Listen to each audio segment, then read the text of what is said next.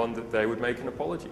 Even though they didn't want to apologise, they felt they had nothing to apologise about. They were just scared of effectively a privatised fine against them, which is paying legal costs when fighting a billionaire.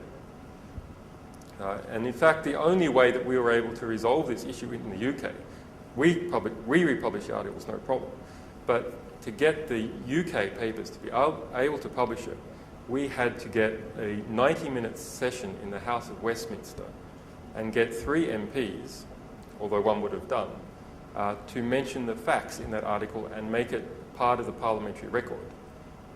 So parliamentarians ensure that they can't be sued for saying things in Parliament.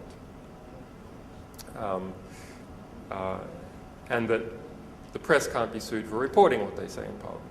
So now, in fact, in the UK, just for what the parliamentarian said, it can be reported. And what did one of the parliamentarians say? That the UK courts are an international disgrace and have become a Soviet-style organ of censorship. So don't think it's just Malaysia. The UK does it all, but in a more sort of sophisticated, below-the-surface way. At least in Malaysia, it's a bit more iron-fisted, so you can hear the fist hitting the table. It's not something that's done under the table with secret gag orders. At least, well, who knows? They're secret, right? Maybe it happens, but I don't know about it. Maybe you're just much more competent with your secret gag orders in the UK. Sorry, in Malaysia.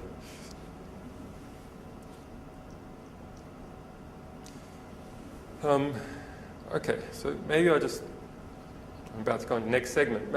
I'll just stop and ask for any questions about what has gone before. Anyone? Come on, I know you're an Asian audience. You've got to combat the stereotype. Rob? You sir.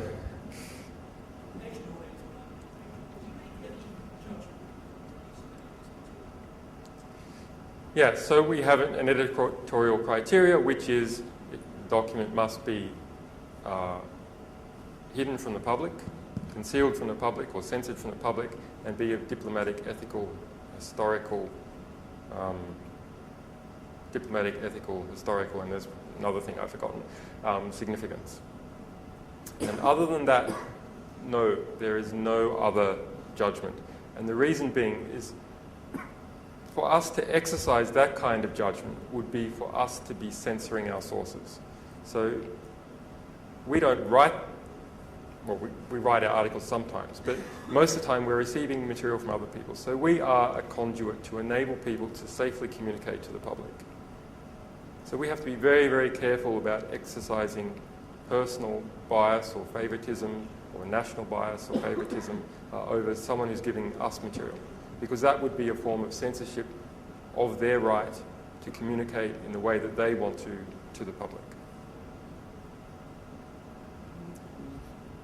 And so, yes, you can make up all sorts of terrible hypotheticals, but what if you received a document about et cetera, would you sit on it? Well, what we have done sometimes is we've received a document about, which is a list of members of a neo-Nazi party in the UK, the British National Party. And we didn't release it immediately. We emailed all those members and said we're going to release it. And then we released it. Otherwise, there hasn't been any. I think it's a fair harm minimization strategy to just delay for a little while you inform people who might be affected, then you release it. So, what's another example? Main manuals for Guantanamo Bay. In fact, I'll ask you to think, with this and the next thing I mention, is there a similarity between what has happened at Guantanamo Bay and offshore banking? Is there something that pulls these two things together, offshore banking and Guantanamo Bay? So we got hold of the main manuals for Guantanamo Bay. And those manuals revealed, first we got 2003. Jeffrey Miller was the superintendent of, the general of Guantanamo at that stage. And they revealed some of the things that you've heard about now. In particular, that prisoners were being hidden from the Red Cross for the first month that they arrived, and other prisoners could be marked never allow the Red Cross to see that person and falsify the records if the Red Cross comes.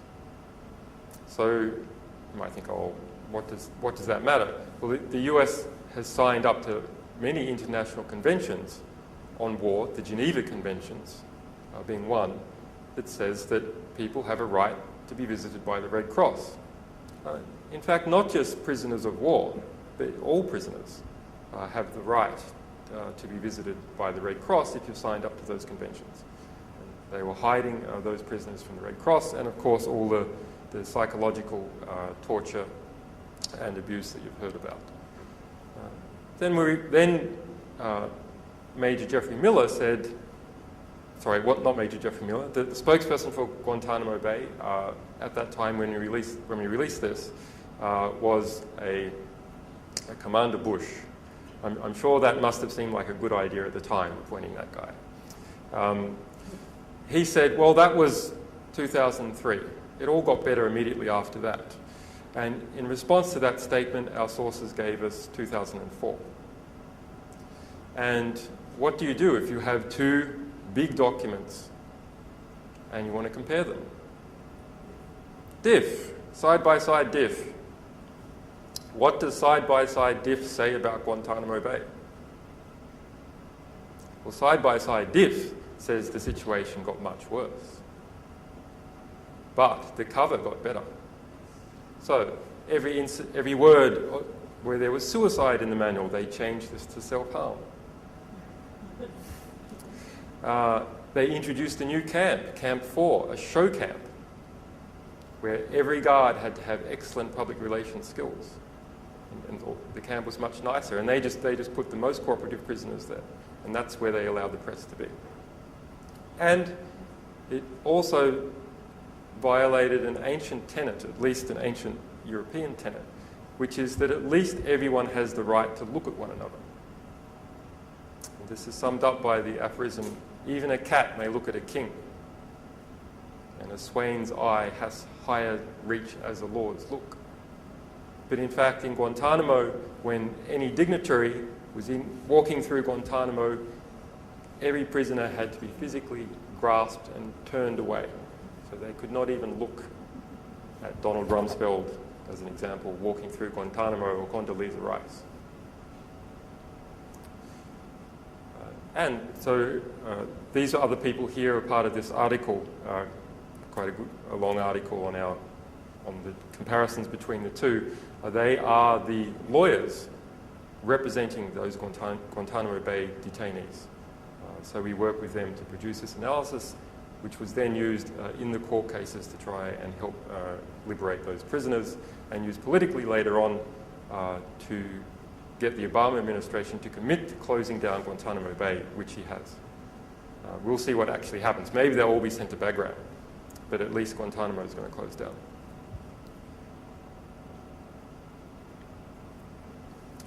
Please, the developed world is doing very well out of this inequality. Extraordinarily well. And remember, out of that 154 billion of aid, about 50% is actually just a way of laundering money back to military contractors in the home country. So we give you some money to buy rice, but it's got to be our rice. We give you money to buy a tank, but it's got to be our tank. The biggest, 1/3 of all the world's private wealth that people, individuals, have put in bank accounts is in Switzerland. And the biggest private banking concern in Switzerland is Bank Julius Baer. Some of that money they want to hide even more than they hide it in Switzerland. So they move it into the Cayman Islands. And we got hold of several hundred of their trusts, the details of their trust for Cayman Islands, and released these. As a result, we were sued in San Francisco because our .org domain name registrar is in San Francisco, and the court compelled the domain name registrar to remove wikileaks.org from the registry.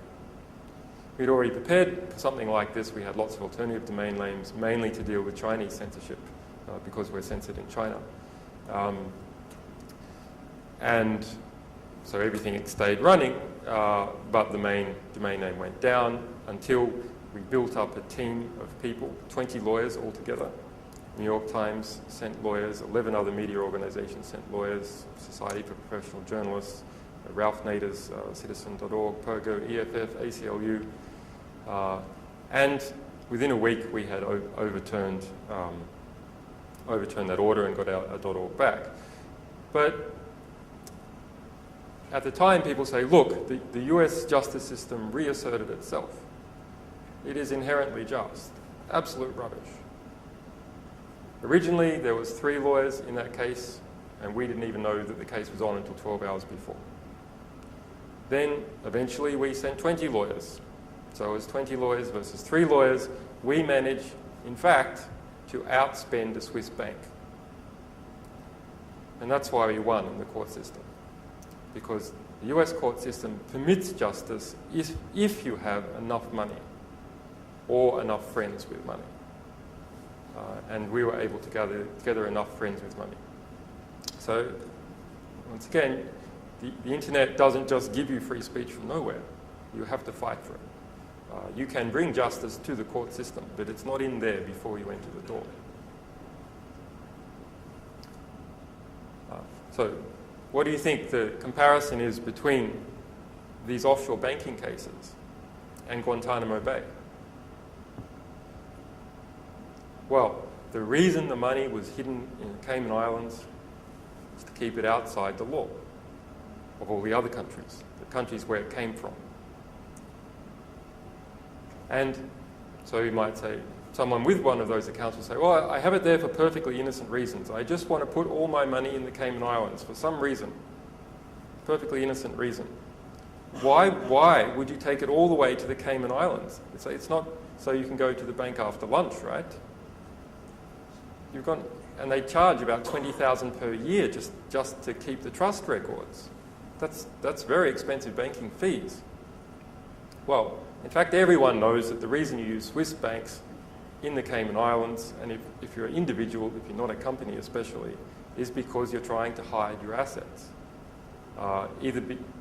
Probably because you've gained them in some way that someone will try and take them back. So you do real estate development and you sell a house, you sell a big building that's about to fall down, but before it falls down you take all the money and you stick it in the Cayman Islands. And now people sell you, but they can't get the assets. Exactly the same thing happened in another Caribbean country, Cuba. But this time not with money, this time at Guantanamo, and this time with human beings. So the US military tried to evade the law of the United States and every other country in the world by shipping, laundering people to Guantanamo Bay to keep them outside the law. And the CIA as well with its black sites. So all this, the argument about, well, is it right, is it legal, etc. Why did they do it in the first place? Well, presidential orders, the president said it was okay. No, they knew it wasn't okay in the very beginning. That is why they took those people outside the law, to evade the law of the countries that they were from and the law of the United States.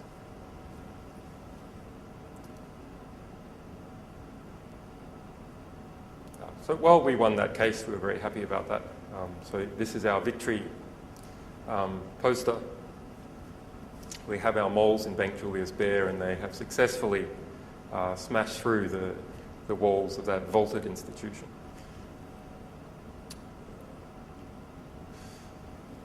Well, there's many more examples I could give you. This, you might have heard about Kaupthing in Iceland, the biggest bank in Iceland.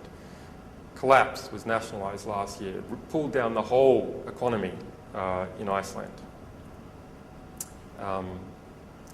Changed the value of the Icelandic dollar down to 50% of what it was before.